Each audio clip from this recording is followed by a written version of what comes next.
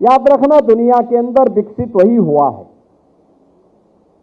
जिसने अपने बल पर, अपने दम पर अपनी कार्य योजना तैयार की और आगे बढ़ पड़ा।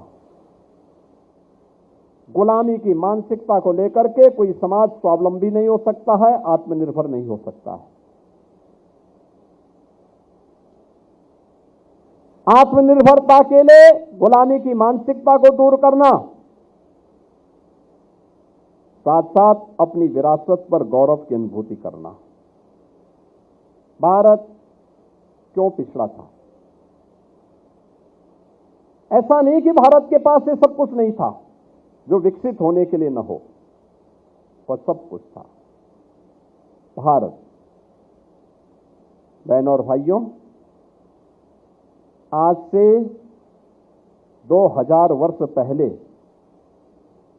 तक पूरी दुनिया की जितनी अर्थव्यवस्था थी, जितना धन धान्य वैभव और समृद्धि दुनिया के अंदर थी, उनमें से 44% हिस्सेदारी केवल भारत की थी। केवल भारत की,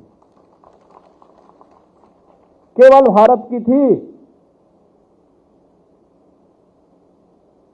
भारत में तब तक्षशिला दुनिया का सबसे प्राचीन विश्वविद्यालय भी था और बृहत्तर भारत का हिस्सा था। दुर्भाग्य से पाकिस्तान में चला गया।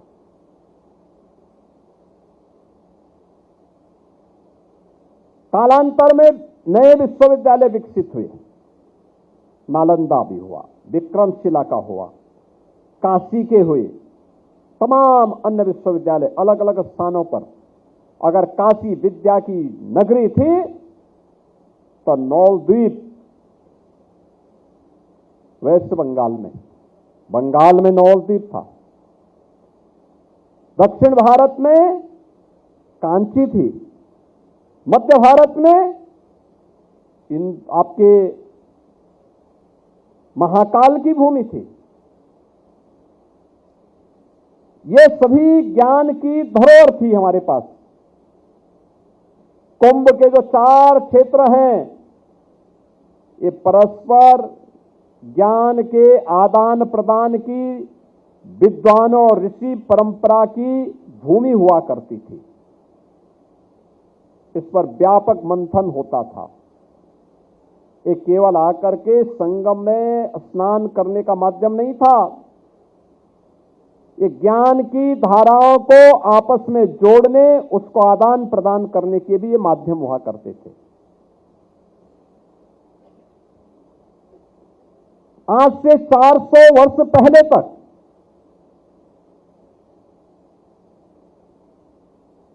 विश्व अर्थव्यवस्था में भारत की हिस्सेदारी, तमाम लूट खसोट के बावजूद, आक्रमणों के बावजूद, भारत की हिस्सेदारी 24% तक थी।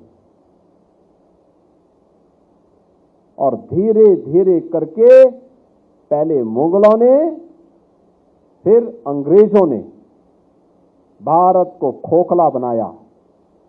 भारत को पिछड़ा बनाने के लिए इन्होंने भारत के उद्योगों को, भारत की कला को, भारत के कारीगरों को, भारत की परंपरा को रौंदना, अपमानित करना प्रारंभ किया।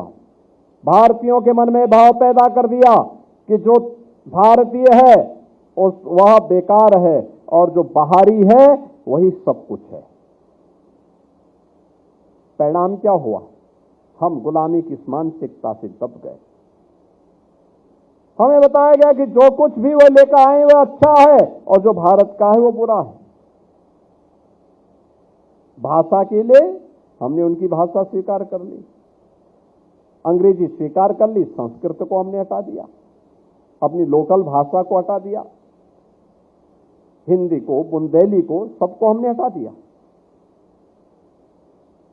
हमारी कला संस्कृति हम भूल गए। हमारे यहां हम भूल गए कि हमारी लोक गाथा, लोक परंपरा, लोक नाटक, लोक गाथाएं, आला उदल की लोक गाथा हो, लोक परंपराएं हो, इसके पीछे परंपरा थी, इसके पीछे इतिहास छुपा हुआ था। ये हमारे पूर्वजों की थाती थी। हमने उसको भूल करके अपने पॉप के पीछे भाग गए, वेस्टर्न कल्चर के पीछे भाग गए। अपने परंपरागत वाद्य को हमने छोड़ दिया, हम विदेशियों के पीछे भाग गए। हमने, आप देखो ना, ओरछा का नाम मैंने क्यों लिया? ओरछा के राजा राम, याद करिए, जब ये देश गुलाम था, मध्यकाल में संत तुलसीदास जी ने भारतवासियों का आह्वान किया था। तुलसीदास जी को बहुत बार ऑफर मिला कि अकबर के दरबार में आप भी जाइए, आपको भी सम्मान मिल जाएगा, आप भी नवरत्नों में सम्मानित हो जाएंगे। उन्होंने कहा ये अकबर कौन है? तो उनसे कहा गया ये बादशाह है। उन्होंने कहा ये बादशाह क्या होते हैं? कहा राजा। उन्होंने कहा नहीं भाई, मेरा तो एक ही राजा है। उन्होंने रामलीलाओं को शुरुआत की थी, कहा था बोलो राजा रामचंद्र की। और आप सोचो, ओरछा में भगवान राम राजा के रूप में विराजमान आज भी है।